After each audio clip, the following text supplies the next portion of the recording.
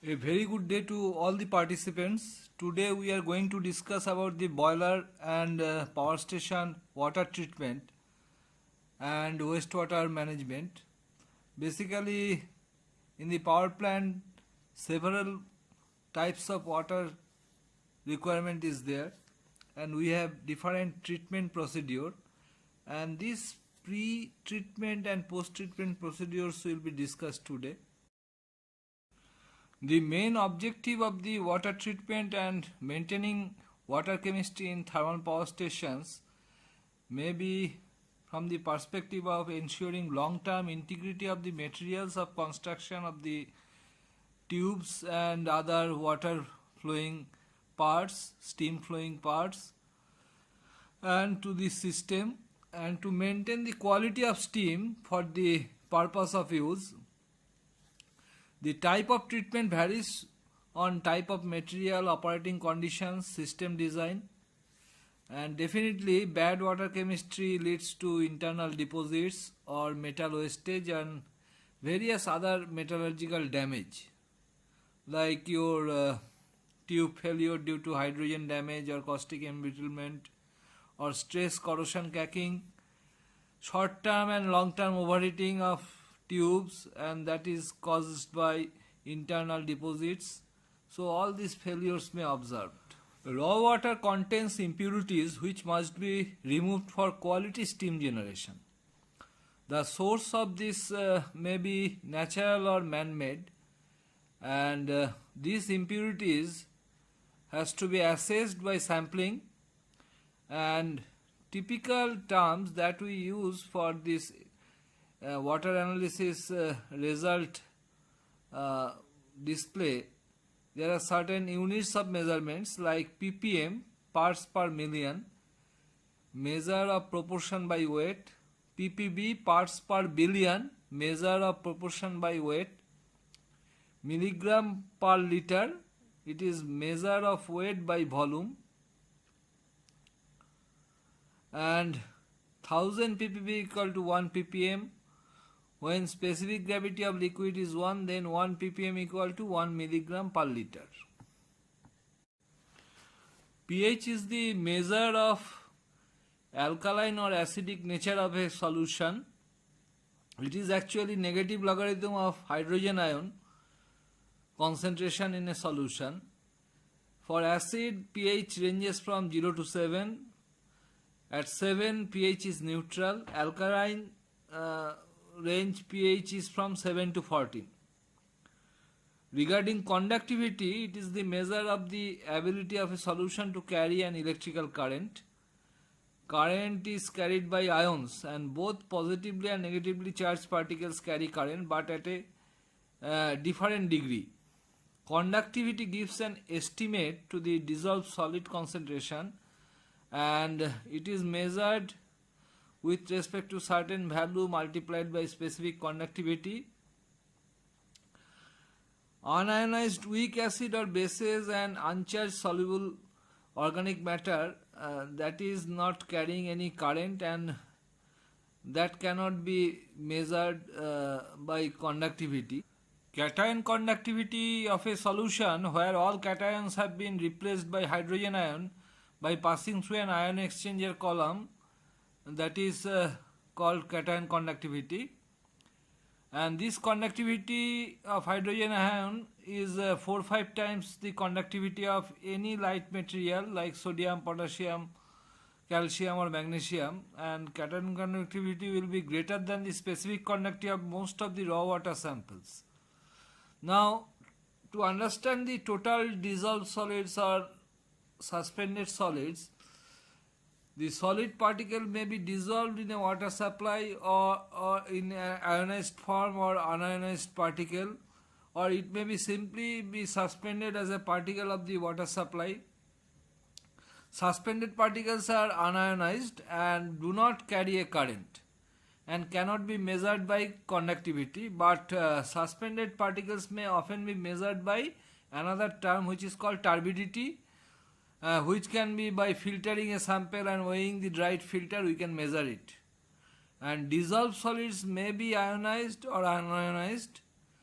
But if the dissolved solids are ionized, they will carry a current, and therefore we can measure it by conductivity. Dissolved solid cannot be filtered from the solution because it is dissolved within it. Hardness is a result of metallic cations like calcium, iron, magnesium, manganese, and their carbonates and sulfates. They form the hardness. By hardness we mean how the water is made difficult to form a leather with soap and produce scale in a hot pipe or tube. Let us try to understand some more terminologies used in water sampling and analysis. Like raw water, it is the water received from various sources. Treated water, water which has undergone any treatment and to make it suitable for any industrial or other purposes. Softened water means water which has the hardness suitably reduced and removed. Demineralized water means water without dissolved salts which are removed significantly to very low concentration by passing through a ion exchange mechanism or not by distillation. Some more terminologies.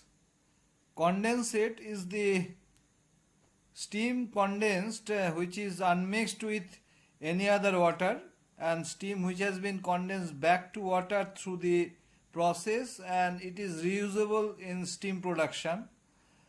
Boiler feed water is the stored water in feed water tank at BFP inlet. Any mixture of different source of water in feed water storage tank, that can be called as boiler feed water.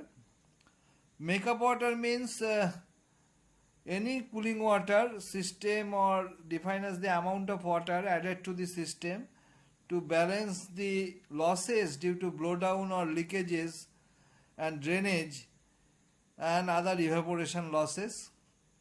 Makeup water actually equal to blowdown losses and evaporation losses and drainage losses.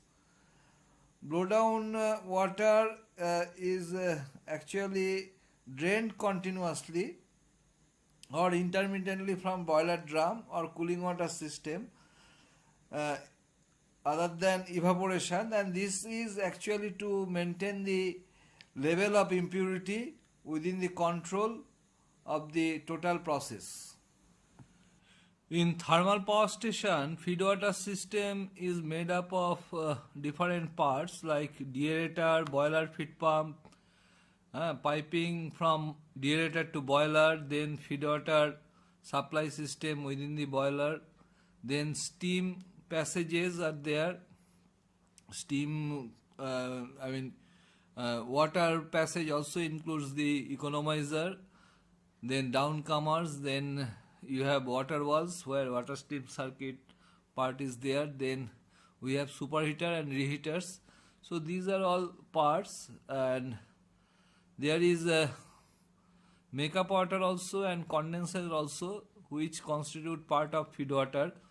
The makeup and condensate mixed ahead of deaerator and passes through the deaeration system, then goes to the storage tank, boiler feed tank, from where water is fed into the boiler feed pump, and there may be booster pump, and from BFP discharge through HP heaters it is going to the boiler again, and water is having the highest specific heat than any of the common inorganic substance, and steam is capable of carrying large quantity of heat. As you know, the specific heat capacity of steam is very high. That's why these unique properties are utilized as for power generating process, and in steam cycle, Rankine cycle based power generating process. The amount of minerals that can be dissolved in water varies from 30 gram per liter in seawater to anything around 1500 milligram per liter to 0.005 milligram per liter in freshwater supply. Then water impurities basically cause boiler steam generation quality as well as The common impurities in the raw water can be classified as shown in the chart. Dissolved solids are substances that will be dissolved in the water like carbonates and sulfates of calcium and magnesium. These are scale forming substances when heated. Then there are other dissolved solids which are non-scale forming. That's why we require softening, dealkalizer or demineralizer arrangement to remove these dissolved solids. Now suspended solids are substances that exist in water as suspended particle. They are usually mineral or organic in origin. These substances are not generally a problem as they cannot be filtered out. So that's why we have pre-treatment facilities like filtration, settling and clarification to remove these suspended solids. Now dissolved gases like oxygen and carbon dioxide can be readily dissolved in water, and they has to be removed because oxygen may come from leakage air within the condenser. So these gases are instigator of corrosion. So naturally we have to remove them, and that's why deaerator and activated carbon filters are used to remove these gases.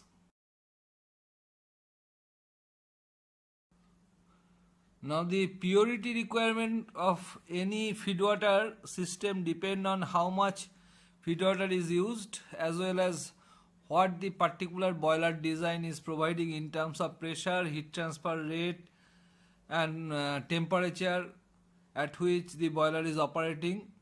And naturally you have to see that purity is maintained according to the desired OEM reference. If the feedwater does not meet these requirements, we must pre-treat the water to remove the impurities.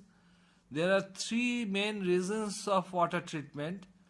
First one is definitely prevention of corrosion of material in boiler feedwater, steam and condensate flow system, and elimination of formation of internal scale and economic boiler operation without carryover of any solids with steam like silica.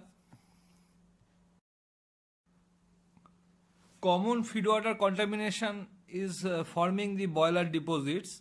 Most deposits can be classified in one or two types. Scale that is crystallized directly onto the tube surfaces, and sludge deposits that precipitated elsewhere and they are then transported to the metal surface by the flowing water and then gets deposited.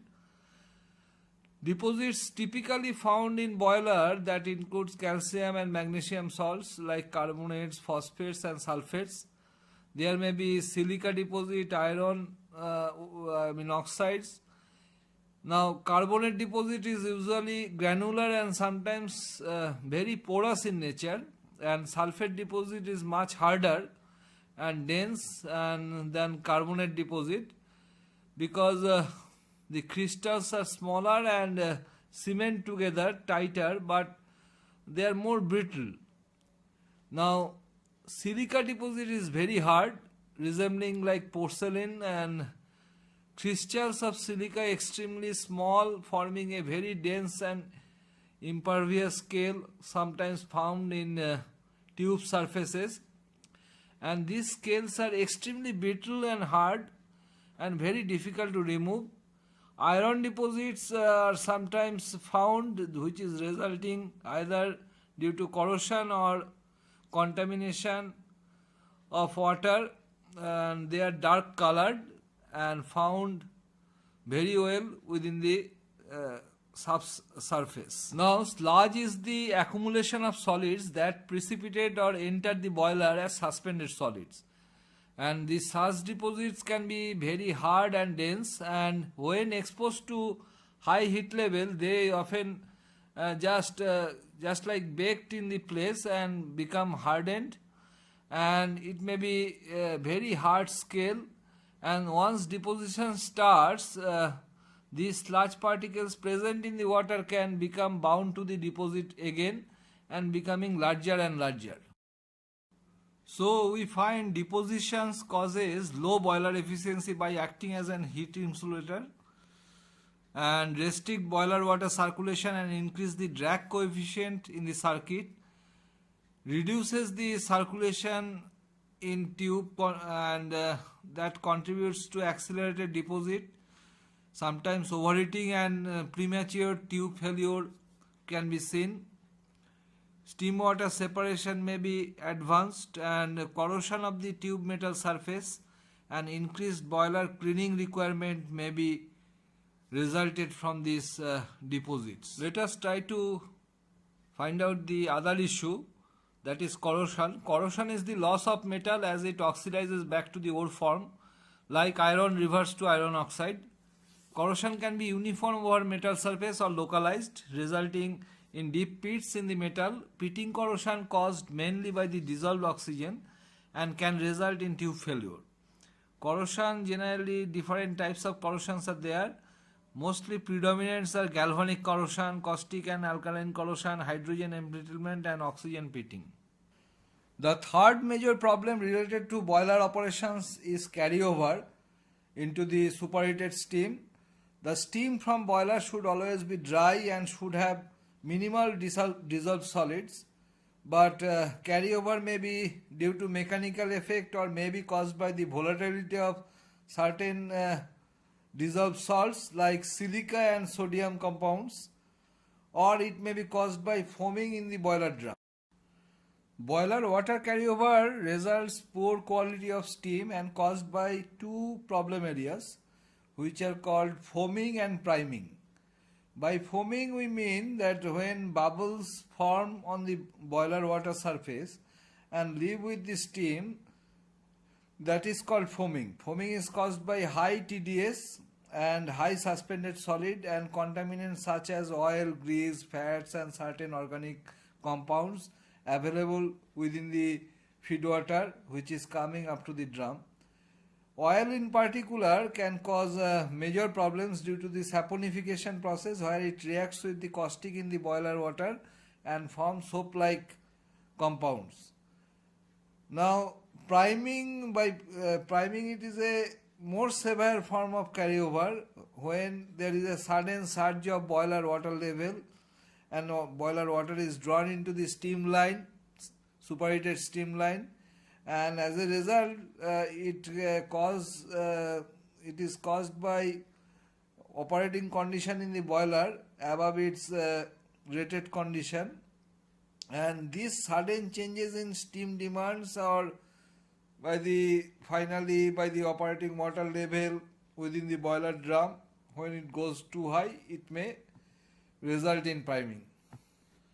Here we are showing few impacts of impurities in the material passages, tube metal passages, due to calcium carbonate scaling in the condenser or fouling in the heaters, heat exchanger, heat transfer surfaces, or in the condensate line oxygen pitting, or high pH caustic gauging in the water oil tubes. So all these are resulting due to impurities present in the water, and that is causing this type of impact. Oxygen pitting, then internal deposits or acid attack or hydrogen embrittlement, these are quite common effects of impurities present within the boiler water, and that can damage the tube metal or flow passages and affect the performance of the system. So naturally we have to take care of water treatment accordingly. There are three basic means by which we can keep these major problems under control. First one is external treatment. treatment of water, makeup, condensate or both before it enters into the boiler or before it enters into the feed water system to reduce or eliminate contaminated contaminant chemicals like which is generating hardness or which are present as suspended solids like silica or other gases or solids. They must be removed by external treatment. Then there may be internal treatment, the treatment of the boiler feed water, boiler water, steam, condensate with corrective chemicals. Then we need to give blowdown also. This is to control the concentration of harmful chemicals in the boiler water by draining off portion of the water intermittently or continuously depending upon the requirement of the presence of total dissolved solids. The use of water in a power plant can be segmented in four major ways, and some water is required for ash handling system, some water is required for cooling water service, for domestic service water requirement, and then we require for demineralized water preparation, and we require for CW system. So naturally, depending upon the requirement of quality of water, we have different processing. Water from the raw water collected from the source is aerated, then clarified in a clarifier, then it is sent to ash handling plant and to carry the ash to the ash pond as a slurry. Then we have from clarifier chlorination is done. Then pressurized sand filter is there to separate, gravity separate the suspended solids. Then that clear water is taken into feed water tank that is used for cooling purpose, firefighting purpose and domestic use. From this tank, water is taken also for CW treatment, and the circulating water that is circulating through the condenser for collecting the heat, rejecting the heat from in the condenser. And in the condenser there if you see, we have pressurized sand filter after chlorination. That filtered water is sent to DM plant. From DM plant, water is taken to DM storage tank. From there, water is going to the makeup water tank. From there, we take to condenser or directly to boiler in the boiler feed tank. And from the boiler, we generate steam, and that steam goes to turbine, and from the turbine again it is coming to the condenser where it is getting condensed, and this condensate is passed through condensate polishing unit, then deaerator, and then again going to the boiler through feed water system. So this way the entire system is arranged so that all circuit of water supply system is appropriately processed according to the demand of the quality of water, and they are utilized in that way. Now we have also collection system of blowdowns. All the blowdowns which are contaminated that has to be collected, and these collected blowdown from neutralizing pit, CW blowdown, boiler blowdown, all are going to the effluent treatment plant. So this way we also have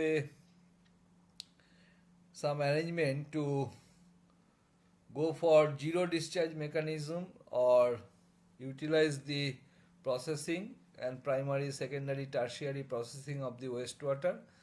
Regarding pre-treatment, let us try to understand the coagulation flocculation process.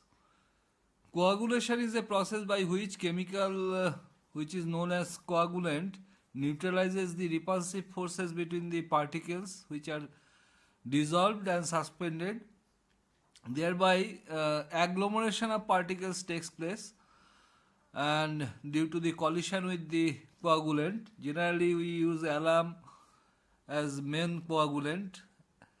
And flocculation is a process of agglomeration of neutralized particle into larger and heavier flocks that leads to settling down and followed by sedimentation. So chemical applieds are known as flocculant. Different types of dry polymers, latex we use as flocculant. There may be cationic, anionic or non-ionic coagulant and flocculants. Now cationic are alum, iron salts, polymeric quaternary ammonium compounds, PACs, polyamines, polydedmac. Then we have anionic, dry polymer or latex polymer, polyacrylates, or we may have non-ionic, dry polymer. The boiler treatment program aims to control 7 broadly classified impurities like suspended solids, hardness, alkalinity, silica, total dissolved solids, TDS, organic matter and gases. And we have major 4 demineralization technique like distillation, electrodialysis, reverse osmosis and ion exchange. Now raw water treatment includes something like screening, pre-chlorination, sedimentation with coagulation and flocculation. Then we use the different chemicals like alum, polyelectrolytes, and filtration is also there, and post-chlorination sometimes we adopt. Now let us try to understand the membrane-based filtration process. Membrane acts as a filter that let only water flow through it and catching the suspended solids and other substances. Membranes occupy through a selective separation wall, and it can be used as an alternative for flocculation, sedimentation, purification technique, absorption, active carbon filter, ion exchanger, extraction and distillation can be avoided with this membrane filtration. The influent to the membrane feed stream, liquid passed through the membrane is called permeate, and rejected water or effluent is known as concentrate. The rate of flow of permeate is known as flux across the membrane filter. Osmosis occurs when 2 solutions of different concentrations are separated from one another by a membrane which is permeable in nature to the solvent but impermeable to solute. So solvent flows from dilute to the concentrated solution until at equilibrium the chemical potential of the solvent is equal to the both sides of the membrane. The pressure at which solvent flow is prevented is called the osmotic pressure. If the pressure is greater than the osmotic pressure that is applied to the concentrated solution, then the solvent can be forced through the membrane, leaving the dissolved substances behind. So this method of purifying water is termed as reverse osmosis. This picture is showing a layout of RO system. Now in this system, membrane elements are closely packed and the raw water is forced through it at a pressure more than the osmotic pressure, and as a result we have product water as well as the concentrate is rejected with the impurities. Now here feed water is the impure water to be treated and product water is the clear water passing through the membrane as permeate, and reject water is the water which is actually drained, and there are module combination of spiral round membrane elements and pressure vessel which are comprising this RO system. This is a typical RO plant layout. Here we find the high pressure pump, then we have different stages of modules, and first in the RO plant we have membrane package through which water is forced through the pump, and we have product water. This product water is collected in a degassing tower, and this product water is again pumped to a storage tank. So this way we arrange the RO system. Now we will try to understand the DM water preparation process by ion exchange method. In this process, ions are transferred from liquid phase to solid phase and solid phase to liquid phase by cation or anion exchange resins. This is a reversible reaction and chemical is generated for reuse, and we can regenerate the entire system according to our requirement. So the flow passages, raw water is first passed through a pressurized sand filter, then activated carbon filter, then weak acid cation, strong acid cation, then it is passed through a degasser to remove the carbonic acid, carbon dioxide, then it is passed through weak base anion, followed by strong base anion, then finally it is going to a mixed bed, and from there the clear water, DM water, is pumped to the DM storage tank. The adsorption process in the system is introduced by activated carbon, alumina and silica gel. A number of solid adsorbents diffuse on the surface of the solid adsorbents. Organic chemicals imparting color, odor, taste, heavy metals, fluorides, all are removed by this adsorption process. Large surface area accumulates more ions, and adsorption capacity depends upon the solvent-solute-solid system.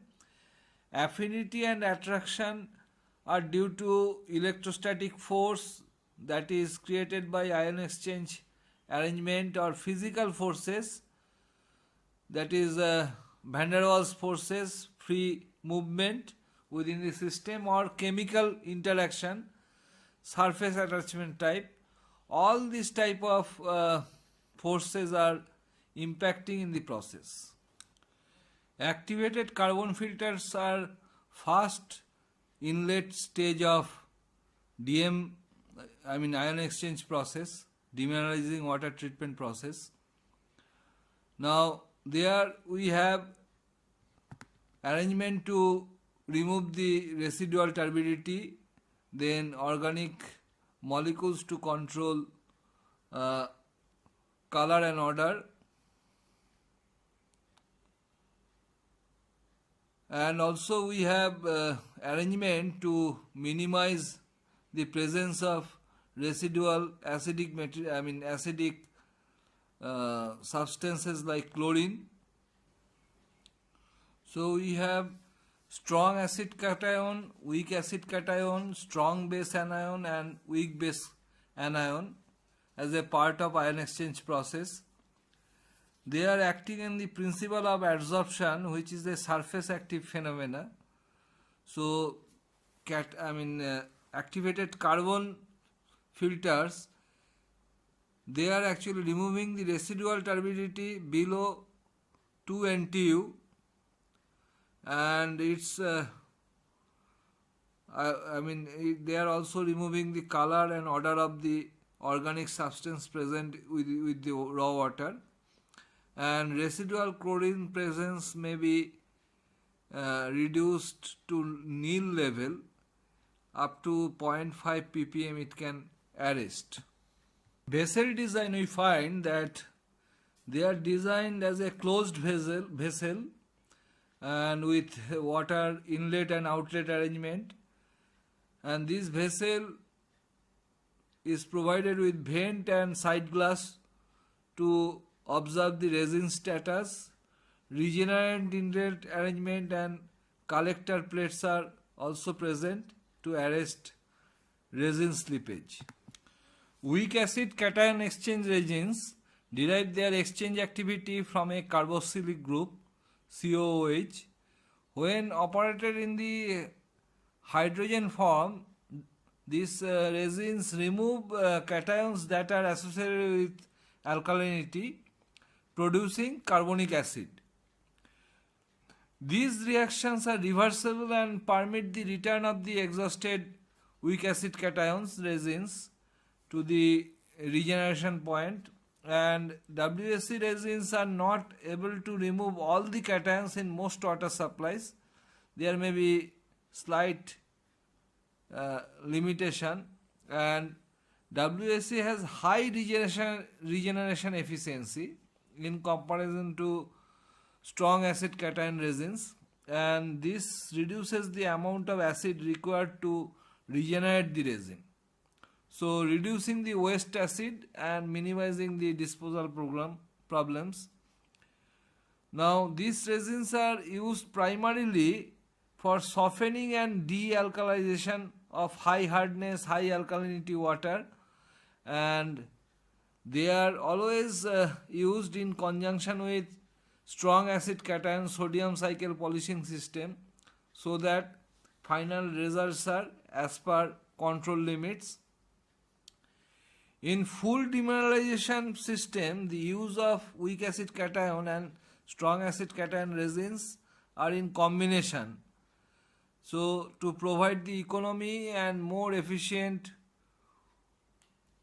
weak acid cation resin along with full exchange capability of strong acid cation resin gives Now, the strong best acid performance. cation resins across can the neutralize strong bases and convert neutral salts into their corresponding acids. Now SSC resins derive their functionality from sulfonic acid groups, that is HSO3. When they are used in demineralization, strong acid cation resins remove nearly all raw materials, raw water cations, and replacing them with the hydrogen ions. Now total concentration of the strong acid in the cation effluent is called the free mineral acidity, FMA. In a typical run, the FMA content is almost stable. If cation exchange, suppose 100% efficient, then FMA from the exchanger would be equal to the theoretical mineral acidity, that is called TMA of water. And if FMA is usually slightly lower than the TMA, because sodium leakage is always there slightly from the cation exchanger. The amount of leakage depends upon the regenerant level actually, and flow rate and the proportion of sodium to the other cations in the raw water which are present. In general, the sodium leakage increases as the ratio of sodium to total cation increases. In SSC system, the exchange reaction is reversible. When its capacity is exhausted, the resin can be regenerated with the excess of mineral acid, and that way we can utilize it again in the proper functioning. The regeneration efficiency of weak acid cation resin is very high compared to the strong acid resin. Therefore, it is possible to utilize the regenerant acid strength from the strong acid unit to regenerate the weak acid unit resins, and that's why that way they are utilized for better economic arrangement of generation. Now let us try to understand the degasifier design. In demineralizing process, degasifier or degasser is used to remove the dissolved carbon dioxide. after cation exchange process. And most common degassers are the forced draft or atmospheric type arrangements, and degassers must be placed after the cation exchange column, and before cation exchange water is containing bicarbonate.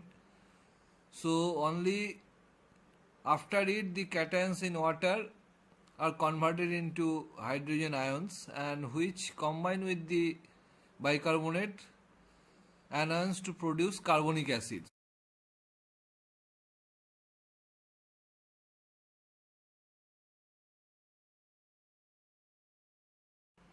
In the degasifier, the solubility of carbon dioxide in pure water is high, about greater than 30 milliequivalent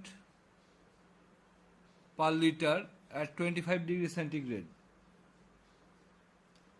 and at atmospheric pressure. So when water is distributed in small droplets and air is blown through it, then CO2 is due to difference in partial pressure. CO2 partial pressure is less than air. So naturally at that condition, CO2 is evaporated, broken down and getting out. However, in degassers, we can degasify only when CO2 concentration with bicarbonate concentration is at least 0.6 to 0.8 milliequivalent per liter. Otherwise, it is not effective that way. The weak base resin functionality originates in primary, secondary or tertiary amine groups.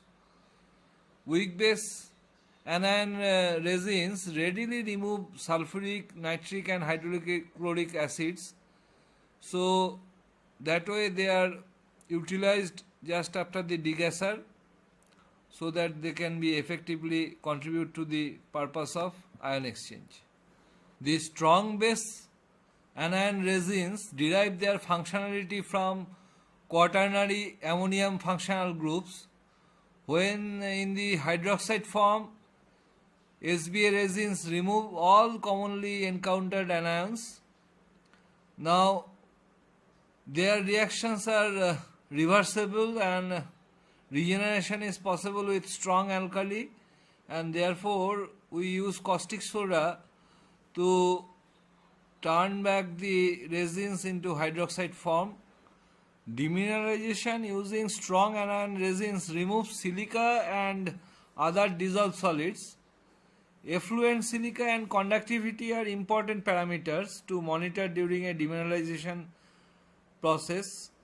When silica breakthrough occurs at the end of a service run, the treated water silica level increases sharply. Often the conductivity of the water decreases momentarily, then rises rapidly. This temporary drop in conductivity is easily can be understood that during the normal run, most of the effluent conductivity is attributed to the small level of sodium hydroxide produced in the anion exchanger. When silica breakthrough occurs, the hydroxide is no longer available and the sodium from the cation exchanger is converted into sodium silicate. And this is less conductive than the sodium hydroxide. So naturally, in the process, we get this kind of implications. So anion resin exhaustion process, when it progresses, the more conductive mineral ions break through and causing a subsequent increase in the conductivity. Strong base anion exchangers are regenerated with 5% sodium hydroxide solution. In fact, the relatively high concentration of hydroxides drives the regeneration reaction. Now, to improve the removal of silica from the resin bed, the regenerant caustic is usually heated to around 50 degrees centigrade or to a temperature as per resin manufacturer's specification. Silica removal is also enhanced when resin bed is preheated before the introduction of the hot caustic. Let us now try to understand the mixed bed exchangers. Mixed bed exchanger has both cation and anion resin mixed together in a single vessel.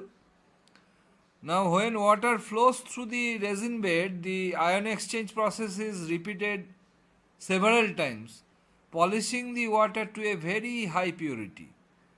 Due to increasing boiler operating pressures and manufacture of products requiring very quality water, in mixed bed exchanger regeneration, during regeneration the resin is separated into distinct cation and anion fractions.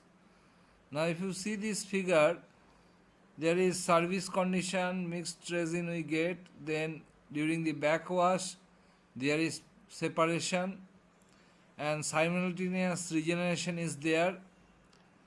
Something when we are draining down, it is moving down, and when we are mixing with air, again it is mixed up and giving the initial condition, and final rinse is given through the drain and the mixed bed is ready for operating again. So we find in the mixed bed exchanger regeneration, the resin is separated by backwashing with the lighter anion resin settling on top of the cation resin. Regenerant acid is introduced to the bottom of the distributor, and caustic soda is introduced through the distributors above the resin bed. The regenerant stream meet at the boundary between the cation and anion resin and discharge through a collector located at the resin interface.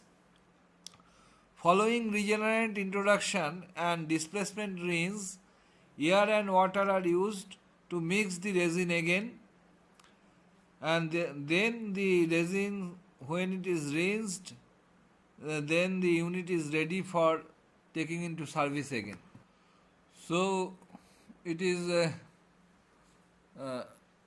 important to find that we adopt different way of treatment schemes so that we can maintain desired hardness in ppm in terms of alkalinity and amount of dissolved solids and suspended solids which are not creating hardness. So this way dealkalization, base exchange, demineralization, reverse osmosis, all are introduced according to the quality of water requirement at various stages of use in the boiler or thermal power station for optimized performance. So far we have discussed about the various pre-treatment processes. Now we are going to discuss about the post-treatment processes or internal processes. The purpose of an internal process is to react with the feedwater hardness and prevent it from precipitating on the boiler metal as scale, to condition any suspended matter that can create hardness, sludge or iron oxide in the boiler tubular parts or metallic parts through which water stream is flowing. So to make it non-adherent to any boiler surface, and to provide anti-foam protection to allow a reasonable concentration of dissolved and suspended solids in the boiler water without foam carryover.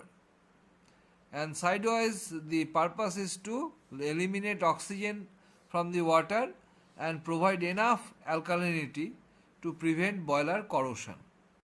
There are various methods of internal treatment like phosphate hydroxide, coordinated phosphate control, polyphosphate polymer based control, application of chillants, EDTA, application of organic treatment like filming amine. Hydrogen is generally used as oxygen scavenger. Phosphate or UDTA is used as a scale inhibitor. Ammonia and morpholine is used as alkalinity builder. And antifoaming and agents and sludge conditioners are used to remove the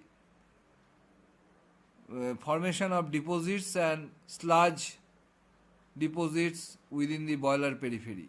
For pH control of boiler water, we have chemical addition arrangement downstream of the CEP discharge, and we have also online pH measurement devices before feeding to the LP feedwater heaters, and we continuously maintain the pH in such a way that it is always alkaline in the system and there is no damage due to oxidation of metal. To prevent internal scaling in the boiler tubes, we adopt phosphate hydroxide method. That is, in this method we dose trisodium phosphate and caustic to maintain pH within range of 10.5 to 11.2, and calcium within the water precipitate as calcium hydroxyapatite, and it is like a non-adherent sludge and it can be drained through blowdown arrangement in the boiler drum, and magnesium reacts with the caustic to form the magnesium hydroxide that can be also removed. So this way we control the scale within the boiler tube internal tube parts. The phosphate dosing arrangement is controlled by feeding combinations of disodium phosphate with trisodium or monosodium phosphate to produce an optimum pH without the presence of free hydroxides. To successfully control the coordinated phosphate dosing program, the feed water must be extremely pure and consistent quality, and coordinated phosphate dosing does not reduce precipitation, they simply cause precipitation of less adherent calcium phosphate in the absence of caustic. Generally, a dispersant must be added to condition the deposits that would be otherwise reduce the heat transfer rate in the surface. In high pressure and high heat transfer rate boilers, the internal treatment must be so strong that there is almost no solids within the water, treated water. The potential of caustic attack or boiler metal may increase with increasing the pressure, as the free caustic alkalinity may result that if it is not minimized. So for that reason only the coordinated phosphate program is preferred.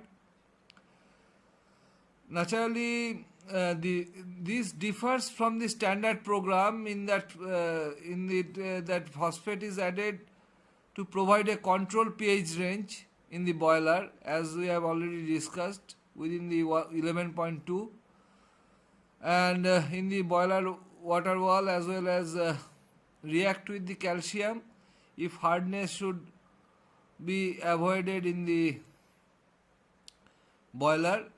Trisodium phosphate hydrolyzes to produce the hydroxide ion, and that prevents the formation of scaling. Let us try to understand the chelate programs. Now, a chelate is a molecule similar to an ion exchanger arrangement. It is low in molecular weight and soluble in water. The sodium salts of ethylene diamine tetraacetic acid EDTA or nitrile triacetic acid NTA are most commonly used chelating agents and used for internal boiler water treatment. There are addition of polymers as scale control agents that can be used to increase the effectiveness of these chelates,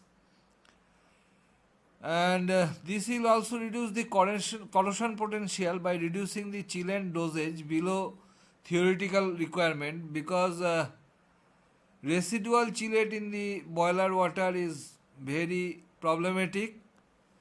Chelate can react with the oxygen under boiler water, high pressure and high temperature conditions. Though cost of this program is high, anyway, we have to remember that overfeeding of chelates and concentration mechanisms in the boiler can lead to several localized corrosion and failure. So we have to very attentively utilize this chelate application. EDTA is the most commonly used chelating agent, ethylene diamine tetraacetic acid, and this has the ability to form the stable complexes with transition metal ions in the boiler water like iron or copper. This can be segregated, and naturally this is effectively utilized for control of internal scaling. Certain complex chemicals are used for oxygen scavenging and pH boosting arrangement. Hydrogen hydrate and sodium sulfide based oxygen scavengers are most commonly used. Other oxygen scavengers are like hydroquinone and caustic soda for low pressure boilers, and for high pressure to medium pressure boilers ammonia morpholine is used. So all these elements, all these chemical compounds are effectively utilized to prevent oxygen availability within the boiler water steam circuit. As oxygen is a strong oxidizer, dissolved oxygen is the most harmful impurity in the water steam condensate circuit. The desired concentration of dissolved oxygen in the condensate or feedwater is LRA, while the actual specification are 10 microgram per kg of the condensate and below 5 microgram per kg of the feedwater. Dissolved oxygen control is achieved in 3 stages following the condenser air extraction system. Dissolved oxygen is removed from the condensate by the deaerator, which contains spraying arrangement and cascade trays over which the hot water is sprayed, and there is pegging steam supply through which oxygen is removed, and through a vent condenser it is disposed. The combination of heat and large surface area imparted to the water, there is very efficient stripping of dissolved gases including oxygen in the deaerator, and that reduces the total oxygen availability, dissolved gas availability below 10 microgram per kg in ppb, and nitrogen is also removed if there is some air side nitrogen contamination. This efficient stripping action reduces the consumption of hydrogen also. So deaerator improves the effectiveness of the oxygen scavenging and reducing the consumption of hydrogen. The final stage of dissolved oxygen removal is by the injection of hydrogen actually, and that is done between the deaerator and the deaerator storage tank. So to chemically control the dissolved oxygen.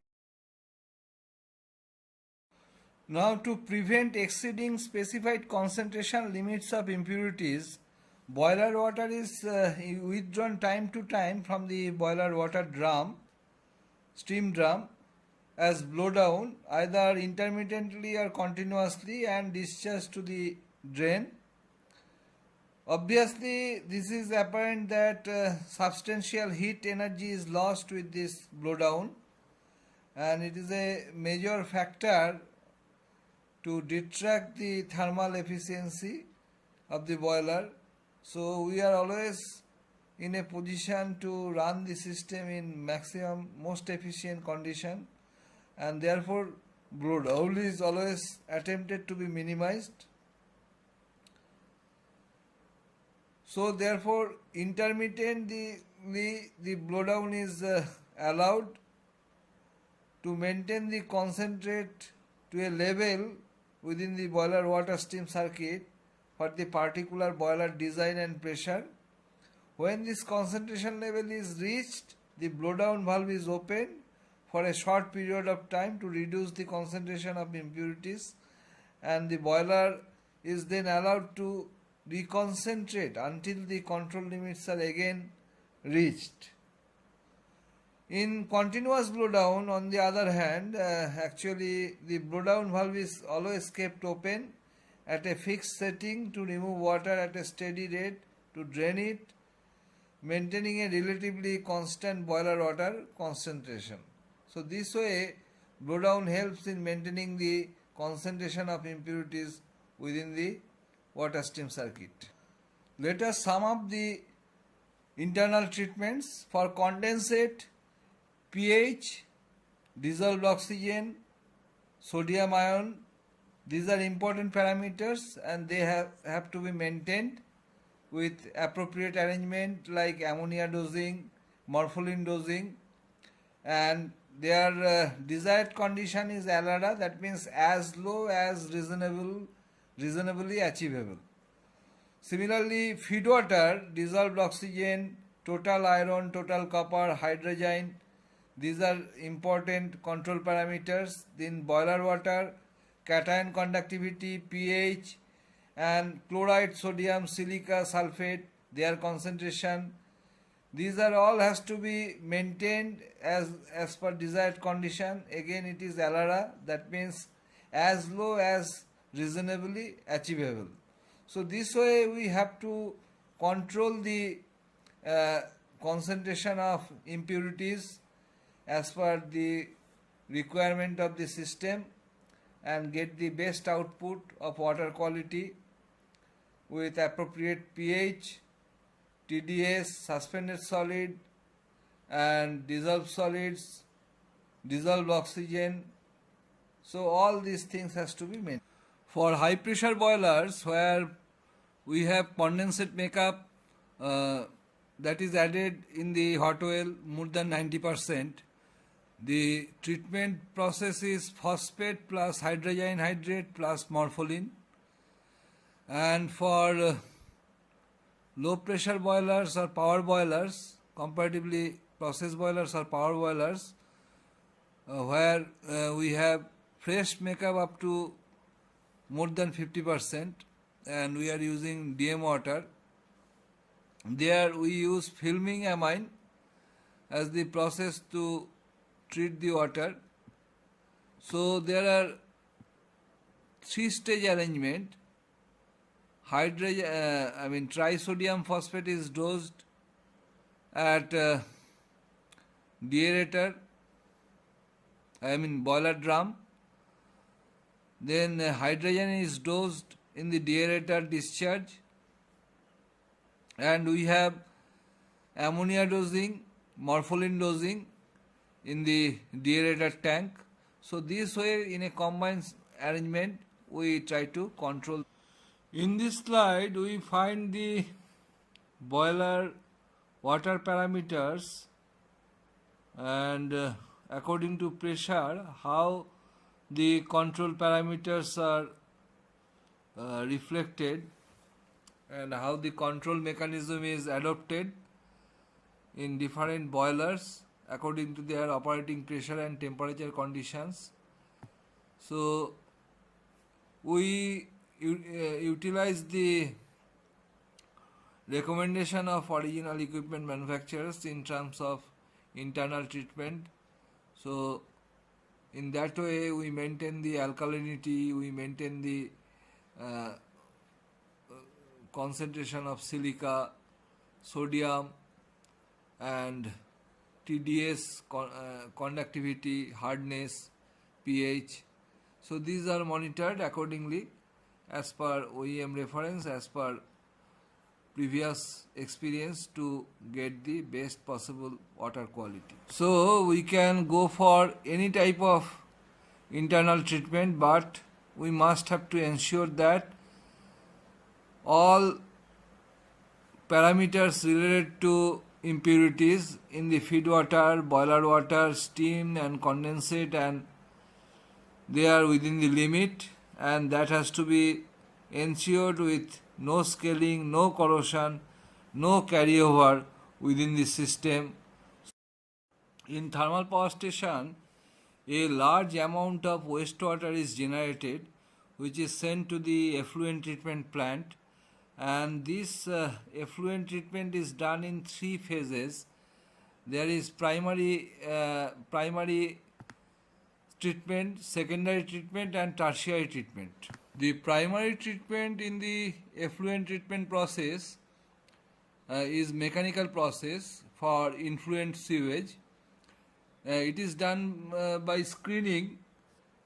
It is first the wastewater is screened so that we can retain all the coarse solids found in the wastewater, and according to the method of cleaning, screen may be hand cleaned or mechanically cleaned. Mostly we have arrangement to collect the whatever is large objects coming with this wastewater above quarter-inch or more size, that has to be segregated.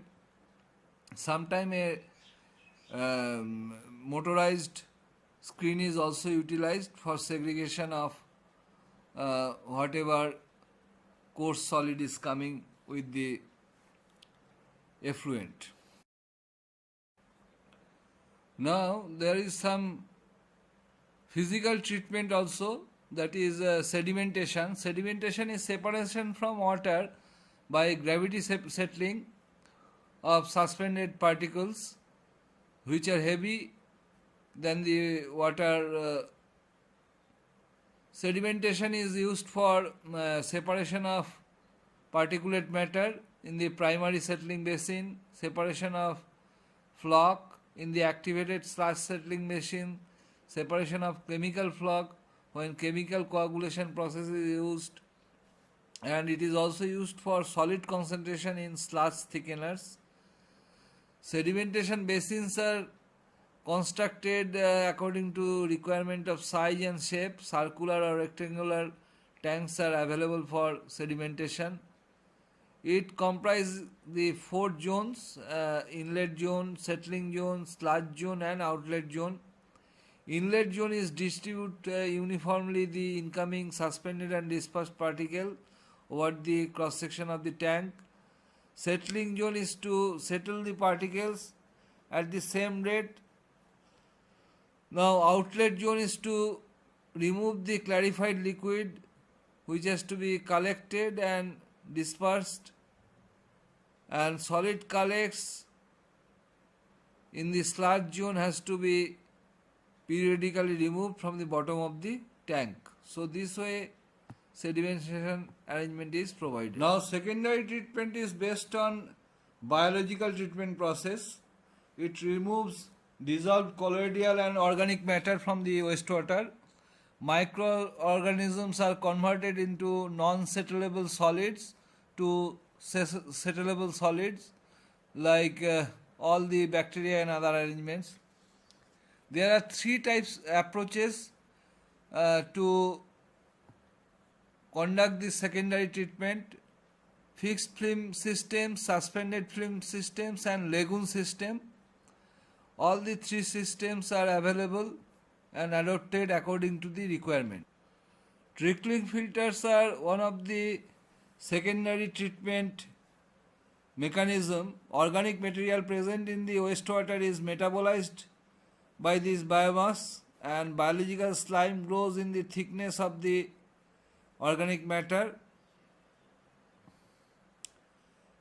So there is a constitutionally liquid matter whatever is coming, so that is abstracting the solid waste, and wastewater is synthesized into new cellular material. Liquid then washed with slime of the medium and new slime layer is generated. So collected liquid is passed to a settling tank used for solid liquid separation. So this way they are continuously working. There are rotating biological contractor also. So they are actually consisting a series of closely spaced plastic circular discs. These discs are submerged in wastewater and rotated slowly, and biological growth become attached to the surfaces of the disc and form a slime layer over the entire wetted surface. The rotation of the disc contacts the biomass in the wastewater and then the atmosphere for the absorption of oxygen is there. So oxygenation is also taking place. So biomass uses this oxygen and organic matter for food, thereby reducing the BOD, biological oxygen demand of the wastewater, and thereby getting better low biological load clean water. So this way they are utilized as secondary treatment process. In the suspended film system like activated slush system, there is continuous stirring and suspended microorganisms in the wastewater which absorb the organic matter and nutrients from the wastewater, and naturally they settle as sludge, and after settling the remaining water is taken out from the system. The lagoon system consists of in-ground earthen basins in which the wastewater is detained for a specific time and then discharged. They take advantage of natural aeration and microorganisms in the wastewater to remove the sewage. So naturally this way the settling of the sludge is taking place and clear water is moving from the top. Tertiary treatment or disinfection is done for the purpose of destructing the harmful pathogenic microorganisms which are disease causing germs. It is done through chlorination, ozone, ultraviolet light or hydrogen peroxide. Mostly chlorination and UV arrangement is preferred for the purpose of use. When the effluent treatment is done, the clarified effluent is taken back to the raw water stream after a final carbon filtration and chlorination, and the sludge, which is very nutrient rich, which can be used as a fertilizer in the land for agricultural purpose, or may be used as a good fuel for incinerated arrangement, or it may be used as a compost. So that's the end of the topic on power station water treatment and wastewater management. If you have any queries, please feel free to contact me through mail, and I will definitely oblige to answer your queries. Happy learning, all the best. Thanks.